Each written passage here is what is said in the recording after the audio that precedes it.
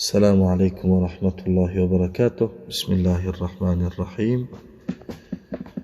بعد از وفات عزیر علیه السلام یهودی ها به شرک و گمراهی راه دادند.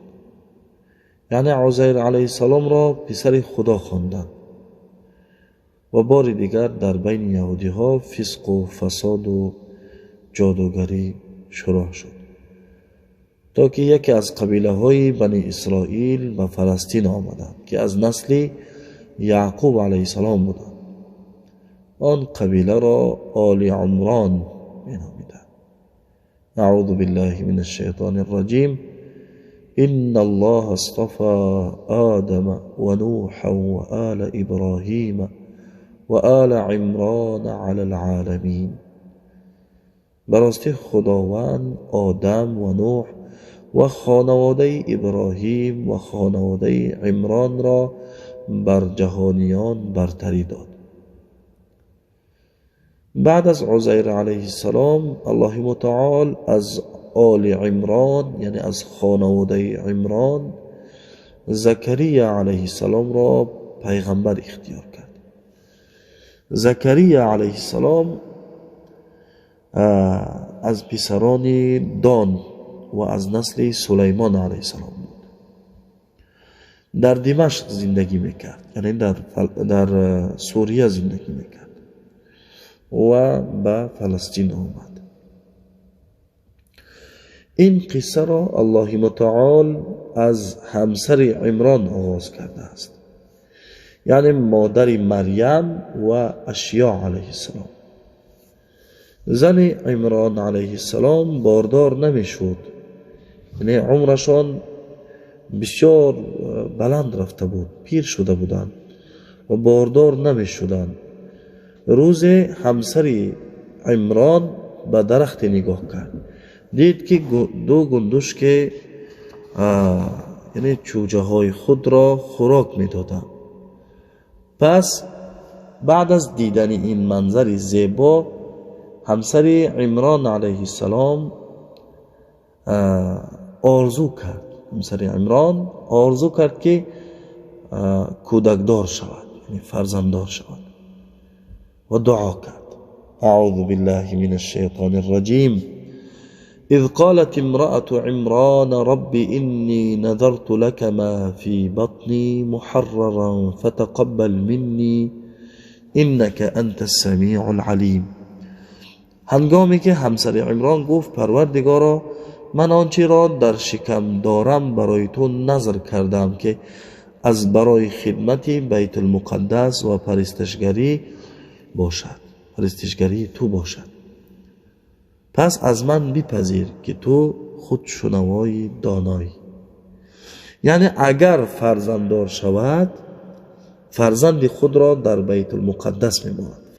در زمانه بنی اسرائیل نظر میکردند که اگر پسردار شوند پسر خود را در خدمت بیت المقدس میمانند و ملاهای یهودی ها پسران را تعلیم میدادند تا که در خدمت بیت المقدس میشدند، یعنی عالم کتاب های خود میشدند و در خدمت بیت المقدس میشدند.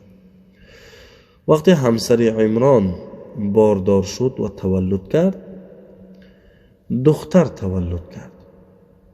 همسر عمران نظر کرده بود که اگر فرزنددار شود او را در خدمت بیت المقدس میماند، ولی دختر تولد شده است.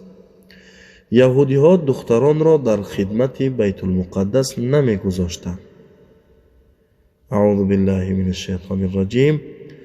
فلما وضعتها قالت رب إني وضعتها أنثى والله أعلم بما وضعت وليس الذكر كالأنثى وإني سميتها مريم وإني أعيذها بك وذريتها من الشيطان الرجيم.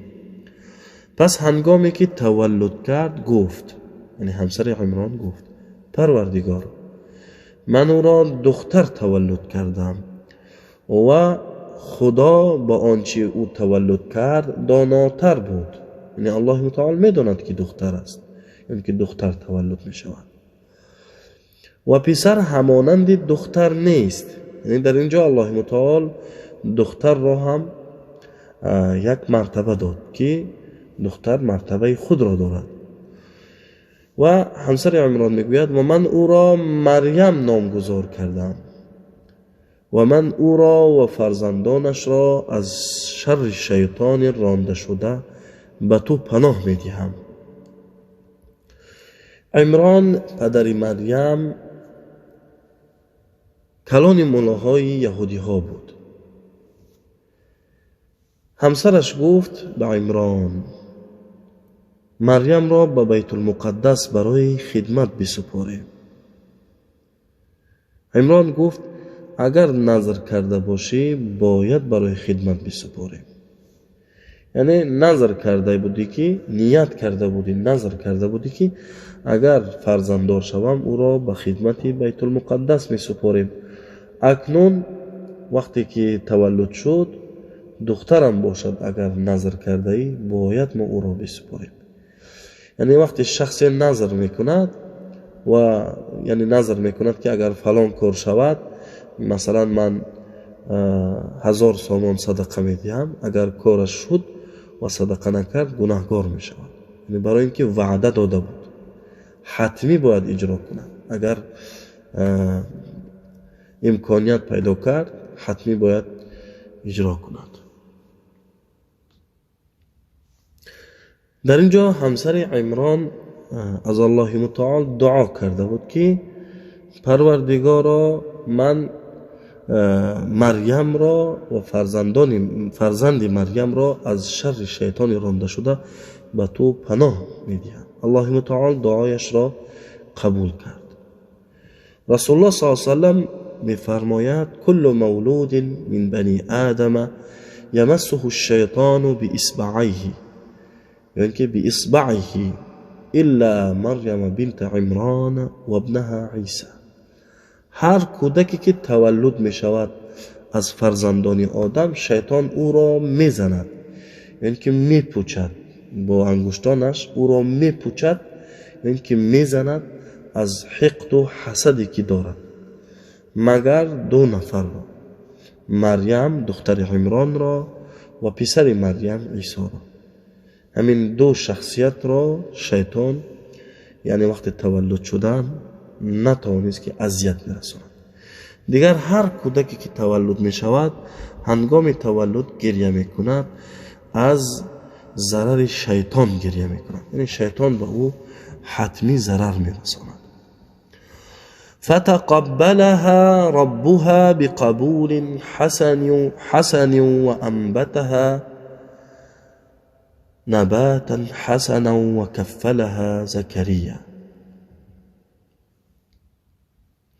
آنگاه پروردگارش مریم را به طرز نیکو پذیرفت، یعنی الله متعال او را به طرز نیک قبول کرد. مریم را به بیت المقدس آوردند در حالی که کودک بود، بسیار خرد بود، یعنی برای آوردن که بسپارندش. از عابدان بیت المقدس باید کسی را یعنی اختیار میکردن که به عهده خود بگیرد مریم را و او را از خردی تعلیم و تربیت بدهد. بین عابدان بیت المقدس اختلاف شد، قریب بود که جنگ شود. هر کسی میخواست مریم را برای تربیت به خود بگیرد و در اینجا علمای یهودی ها دعا میکردن، اگر اختلاف میشدن دعا میکردن که الله متعال با آنها حقیقت را نشان میدهد. زکریا علیه السلام بین عابدان بود، گفت من او را به سرپرستی میگیرم، اما عابدان نگذاشتم. یعنی هر عابدی میخواست مریم را بگیرد. پس عابدان گفتند برای اینکه اختلاف نشود قرعه میکنیم. یعنی در زمانهای یهودی ها قرعه بسیار هم مختلف بود، مثل زمان ما نبود. قلم ها را میگرفتند و به آب میانداختند. اگر قلم کسی مخالف رفتار آب رود، یعنی همان شخص همان کار را اجرا میکند که میدهد. اکنون عابدان قلمهای خود را گرفتند و به آب انداختند. قلمهای همه عابدان به همان رفتار آب رفت، مگر قلم زکریا علیه السلام که مخالف آب آمد، یعنی به بالا آمد. اکنون فهمیدند که مریم را باید زکریا علیه السلام بگیرد، یعنی سرپرستی کند. اعوذ بالله من الشیطان الرجیم وما كنت لديهم اذ يلقون اقلامهم ایهم یکفل مریم وما كنت لديهم اذ يختصمون. یعنی الله متعال به رسول الله صلی الله علیه و سلم میفرماید تو در بین آنها نبودی وقتی آنها قلمهای خود را می انداختند تا اینکه ببینند کی کفیل مریم می شود. و ما کنت لدیهم اذ یختصمون، و در آن وقت در بین آنها نبودی که ببینی چطور آنها بین یکدیگر اختلاف داشتند. زکریا علیه السلام مریم را سرپرستی میکرد، همچنان تعلیم و تربیت میکرد. مریم علیه السلام دختری هوشیار و زیرک بود، بسیار عبادت میکرد. زکریا علیه السلام کدام وقتی به نزد مریم علیه السلام می آمد او را در حالت عبادت میدید. و بسیاری وقتی که مریم علیه السلام تنها بود، برای مریم علیه السلام در نزد بیت المقدس یک خانه خرد بنا کرده بودند که در همانجا عبادت میکرد، تعلیم میگرفت. وقتی زکریا علیه السلام می آمد در نزد مریم خوراک را میدید، یعنی میوه های تابستانه را در زمستان در نزد مریم علیه السلام میدید. یعنی اگر زمستان باشد در نزد مریم علیه السلام انگور و دیگر میوه ها بود که در اون وقت دیگر این چیزا وجود نداشت. یعنی که در وقت تابستان میوه های میشد که در زمستان میشوند. و زکریا علیه السلام در تعجب میماند، میپرسید ای مریم از کجا است این میوه ها؟ این میوه ها را از کجا آوردی؟ کی به تو آورد؟ مریم علیه السلام میگفت از نزد پروردگارم. زکریا علیه السلام پیر شده بود و فرزنددار نشده بود، فرزنددار نبود. دعا کرد. هنالک دعا زکریا ربه قال رب هب لي من لدنك ذرية طيبة إنك سميع الدعاء. زکریا پروردگارش را دعا کرد و گفت پروردگارا از طرف خود فرزندی پاکیزه‌ای به من عطا کن، به درستی تو شنونده دعای من هستی. زکریا علیه السلام میخواست که بعد از خود وارثی داشته باشد، یعنی فرزندی داشته باشد که او را وراثت کند. فهب لی من لدنک ولیا یرثنی و یرث من آل یعقوب وجعله ربی رضیا. پس از نزد خود وارثی به من عطا فرما که وارث من و وارث آل یعقوب باشد، یعنی بعد از من شخصی باشد که همین دعوت را یعنی باز به پیش برد. یعنی وارث پول و مال و جایداد نه، بلکه فرزندی داشته باشم که به او تعلیم بدهم و باز این دین را پیش برد. و پروردگار او را پسندیده قرار داد، یعنی وارث علم و دین باشد. الله متعال دعای زکریا علیه السلام را قبول کرد و برایش به واسطه ملائکه خوشخبری روان کرد، در حالی که زکریا علیه السلام در محراب مسجد نماز می‌خواند.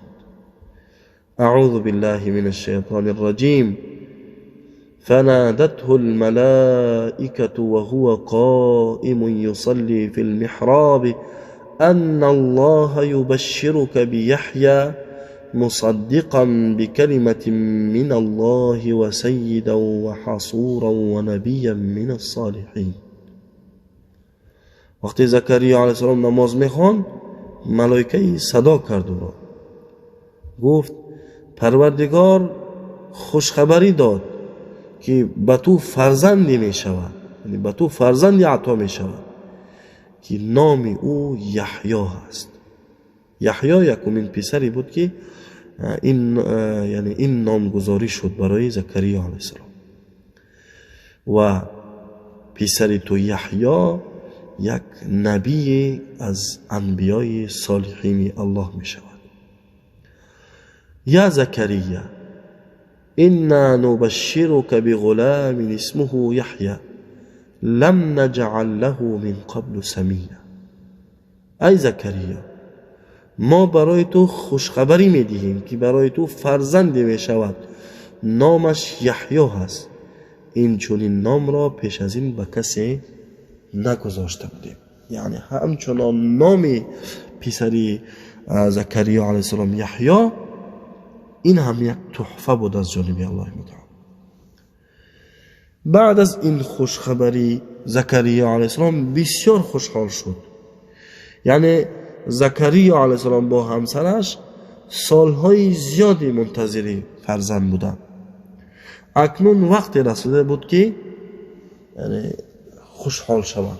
در این سن سالی که بسیار بزرگ شده بودند و پیر شده بودند، فرزنددار شدن بسیار مشکل بود. ولی وقتی الله بخواهد می شود. زکریا علیه السلام تعجب کرد. قال رب أنا يكون لي غلام وكانت امرأتي عاقرا وقد بلغت من الكبر عتيا. زکریا علیه السلام گفت پروردگارا، چگونه برای من پسری خواهد بود در حالی که همسرم نازاست، یعنی پیر شده است، دیگر یعنی آن سن سالی را ندارد که فرزنددار شود، و من نیز از شدت پیری و به ناتوانی رسیدم. یعنی از قدرت الله انکار نمی کنند. سوال است. این سوال زکریا علیه السلام در تعجب مانده بود. مثل که ابراهیم علیه السلام از الله متعال سوال کرد برای من نشان بدی چطور مرده را زنده میکنی، همین طور زکریا علیه السلام از الله متعال پرسید. زکریا علیه السلام از الله دعا کرد که نشانه برای من قرار بده که همان نشانه را دیدم من بفهمم که فرزنددار میشوم. قال رب اجعل لی آیه، پروردگارا برای من یک نشانه نشان بده. قال آیتک الا تکلم الناس 3 لیال سویه. گفت نشانه این است که اگر تو 3 شبانه روز در حال تندرستی و سالمی نتوانی با مردم سخن بگویی، پس بفهم که فرزنددار میشه. پس چند روز نگذشته بود که زکریا علیه السلام به قدرت الله به مردم 3 روز سخن کردن نتوانست. 3 شبانه روز با مردم سخن کردن نتوانست و فهمید که این علامت است که فرزنددار می شود. یحیی علیه السلام تولد شد و در حالتی که کودک بود، یحیی علیه السلام دانا و حکیم بود. در حدیث ذکر شده است که رسول الله صلی الله علیه و سلم فرمودند روز کودکان به یحیی علیه السلام گفتند برویم یک جای بازی کنیم. یحیی علیه السلام گفت برای بازی خلق نشدم. و آتیناه الحکم صبیه، یعنی الله متعال می‌فرماید ما او را حکمت عطا کردیم در کودکیش. یعنی خرد بود ولی با تقوا بود. و در کودکیش یعنی این حکمت و دانایی را داشت. رسول الله صلی الله علیه و سلم در مورد یحیی علیه السلام می‌فرمایند همه بنی آدم خطا میکنند مگر یحیی، و نباید کسی بگوید که من از یونس علیه السلام افضلم، برای که یونس علیه السلام خطا کرده بود. یعنی همه خطا میکنند بجز یحیی. یحیی علیه السلام کودک بود، دانا بود و همچون الله متعال به او حکمت و پیغمبری را عطا کرده بود. بعد از 3 ماه از تولد یحیی علیه السلام عیسی علیه السلام تولد شد. یعنی عیسی علیه السلام از یحیی علیه السلام 3 ماه خورده است و عیسی و یحیی علیه السلام پسر خاله هستند. قصه عیسی علیه السلام را در نوار بعدی انشاءالله تعالی نقل میکنیم. یحیی علیه السلام بزرگ شد اما زن نگرفت، فقط به عبادت مشغول بود. در بین بنی اسرائیل یعنی که در زمانه یحیی علیه السلام دین از ملک جدا بود. در زمانه داوود و سلیمان علیه السلام دین و ملک یک جا بود. یعنی پیغمبر و هم پادشاه بود، مثل سلیمان، مثل داوود علیه السلام. اما در این زمانه پادشاه شخص بود، پیغمبر شخص دیگر. در زمان یحیی علیه السلام پادشاه شخص ظالم بود. روز پادشاه دختری برادرش را دید که بسیار برایش معقول بود، اما در زمانه آنها جایز نبود که با دختری یعنی برادر یعنی با دختری عمک ازدواج کند و میخواست ازدواج کند ولی جایز نبود. دختر هم بسیار فاسق و فاجره بود. میخواست با یعنی پادشاه همون زمان با پسر عمک خود ازدواج کند و اکنون راهی نداشتند، برای اینکه حرام بود، درست نبود ازدواج کردن با دختر عمک خود. پس پادشاه از دستی دختر گرفت. دختر قبول نکرد و گفت اگر میخواهی با من ازدواج کنی پس اجازت بیار، یک اجازتی بگیر که یحیی علیه السلام در آن زمان پیغمبر است و تو اجازت بدهد اما ازدواج کنیم. یحیی علیه السلام این ماجرا را فهمید و خطبه بسیار هم بزرگی کرد و در آنجا در این مورد سخن کرد که حرام است، از الله بترسید، و با مردم بار دیگر این را فهماند. یحیی علیه السلام را پول و مال آوردند، پول و مال بسیاری آوردند و جایگاه وعده کرد پادشاه که اگر به او اجازتی ازدواج بدهد. ولی یحیی علیه السلام وقتی میفهمد که این کار حرام است و پیغمبر است هرگز این کار را قبول نکرد، یعنی که مخالف شریعت الله می شود. روزی از روزها دختر به نزد پادشاه رفت و خود را بسیار زیبا و زینت کرده بود. به قصر پادشاه در آمد، به نزد پادشاه رفت و رقص کرد. پادشاه را به خود میل کرد. پادشاه به نزد دختر آمد و خواست از دستش بگیرد. دختر گفت نه، تو که میدانی حرام است، اگر بخواهی با من ازدواج کنی پس باید تو برای من مهر بیاری. پادشاه گفت چقدر است مهر تو؟ چی است مهر تو؟ دختر گفت اگر سر یحیی را در یعنی یک چیز سر یحیی را برای من بیاری همان مهر من می شود.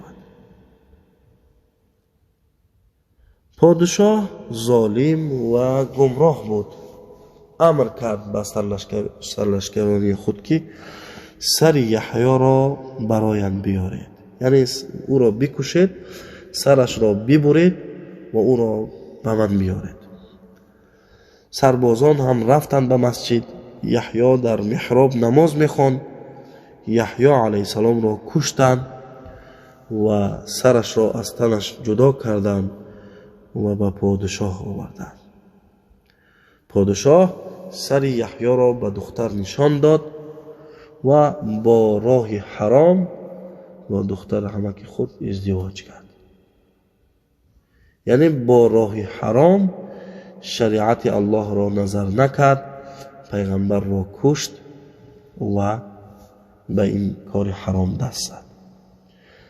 الله متعال در سوره های قرآن می‌فرماید، در آیات های زیاد است الله متعال می‌فرماید و یقتلون الانبیاء بغیر الحق، و پیغمبران الله را یعنی بدون حق میکشتند، ناجایز میکشتند، حتی به هر کاری تیار بودند که آن کار را انجام بدهند.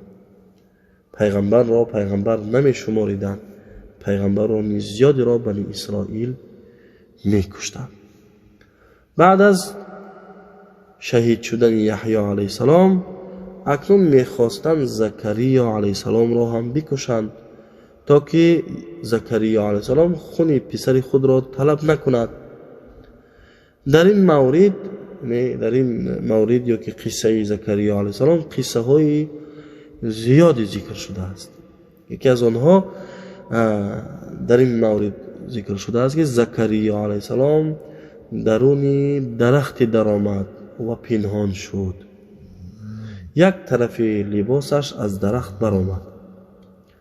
لشکریان آمدند، در خانه زکریا علیه السلام را نیافتند. شیطان خود را، یعنی ابلیس خود را به شکل انسان کرد و آمد نزد لشکریان و گفت زکریا اینجا نیست، زکریا در جای دیگر است. و لشکریان را با خود برد و اشاره کرد در این درخت زکریا علیه السلام است. درخت را بریدند و زکریا علیه السلام را هم شهید کردند. اکنون دو پیغمبر در یک زمانه کشته شد، شهید شد. عیسی علیه السلام هم در همان زمانه بود، یعنی سه پیغمبر در یک زمانه در یک جا بود. شاید هم دیگر پیغمبرها هم وجود داشتند در دیگر جایها، ولی در بیت المقدس سه پیغمبر در یک زمانه بودند. همان وقت عیسی علیه السلام تقریبا 30 ساله بود. یعنی وقتی یحیی علیه السلام را کشتند هم تقریبا 30 ساله بود. عیسی علیه السلام هم از یحیی علیه السلام 3 ماه فرق دارد. عیسی علیه السلام هم تقریبا 30 ساله بود. این بود قصه یحیی و زکریا و آل عمران. انشاءالله تعالی در نوار بعدی قصه عیسی علیه السلام را میشنویم. السلام علیکم و رحمت الله و برکاته.